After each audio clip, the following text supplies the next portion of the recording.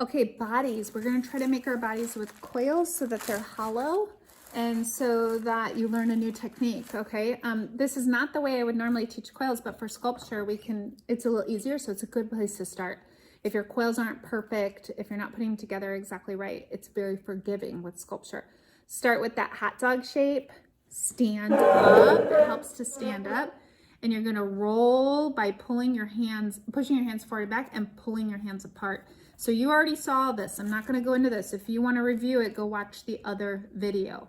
But try to get a good coil. And for this project, if it's a little smaller than a Crayola marker, the regular size Crayola, that's okay. It could be more like a thin Crayola for something small like this small sculpture we're doing. Whole sculpture should be about the size of your hand, right? About 6 inches. Okay, so I've got some coils and I already pre-rolled some to show you. Here's the basic.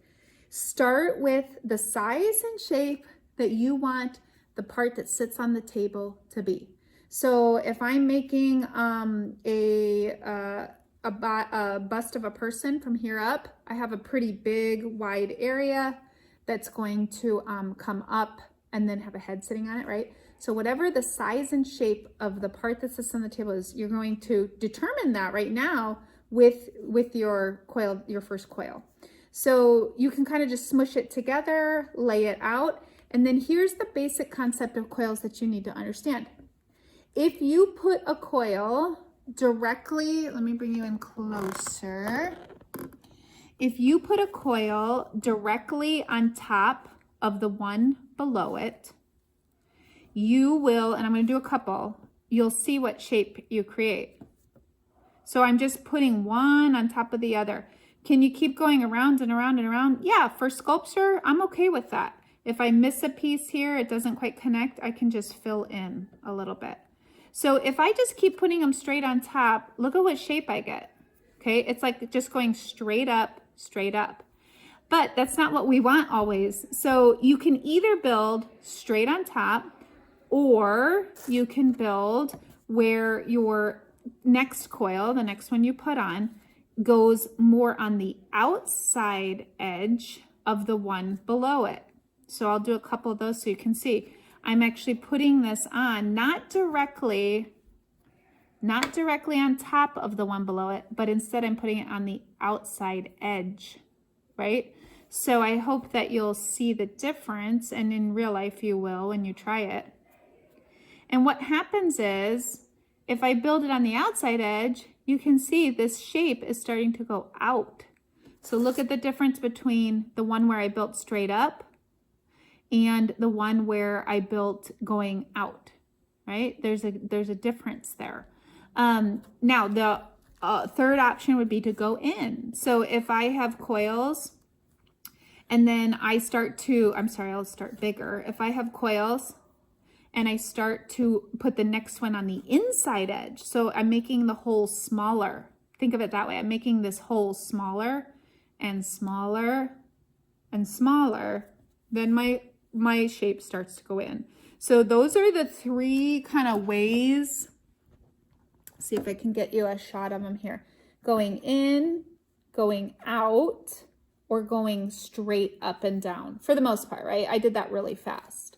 So placing coils on top goes up, on the inside goes in, making the hole smaller, outside goes bigger. So why is this important? Because that's what you're going to do for your body.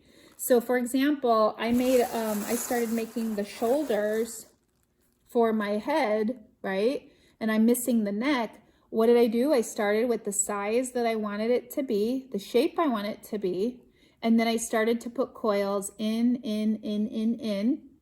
And now I'm going to take coils and I'm going to go straight up because I'm at the neck and I want that to just kind of go straight up. So I would put a couple coils going straight up, straight up, straight up. And I'll show you the bobble neck part in the next segment. So that's an example of that. Let's say I'm doing a person standing. I did my coils kind of going in, and then I started just putting them straight up, because imagine if I smooth these coils out, then I can start to think about, all right, this is the separation between two legs.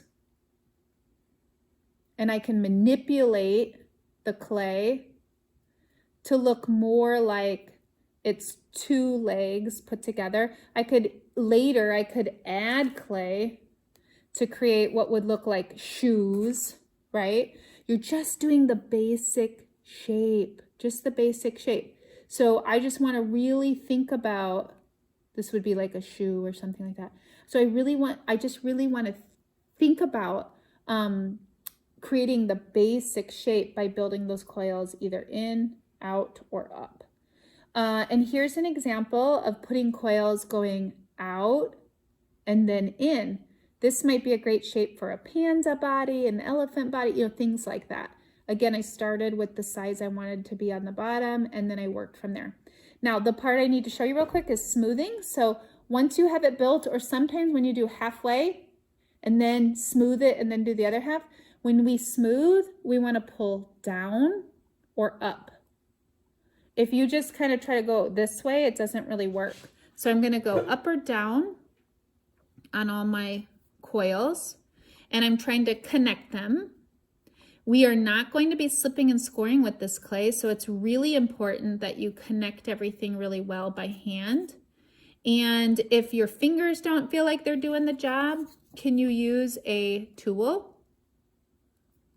Can you use one of your handmade tool ribs? These are great for attaching coils together. It's a little sticky, but it works. If your clay is getting dry, dip it in some water. I don't have any water, so sometimes I just spray on the table. You might not want to do that at home, and I can start to smooth it. So the idea is that I'm not just smoothing the clay, but I'm connecting all these coils together, doing it gently with support on the inside so that I don't ruin the shape that I created. And yes, if you can, you want to try to also smooth the inside. So sometimes I'll build a few coils, smooth them, build a few more, smooth them. So I hope this is enough to get you started on a basic, I can't emphasize this enough, a basic shape of your body, really basic. So I'm talking, decide how big the base is, start to build it in, out, or up, smooth the coils together, and then we'll start manipulating the form to create, okay, there's two legs here, or maybe I need a neck here. Maybe on, where's my panda guy? This guy here. Maybe I need to then go back and attach some pinch pot legs or arms to them. So I can always like make a new little pinch pot. I can attach that to the side here. That's pretty big, and create like frog legs or the thighs of an animal or something like that. So basic body made with coils, the power of stacking them straight up, stacking them in, or I already ruined it, stacking them out.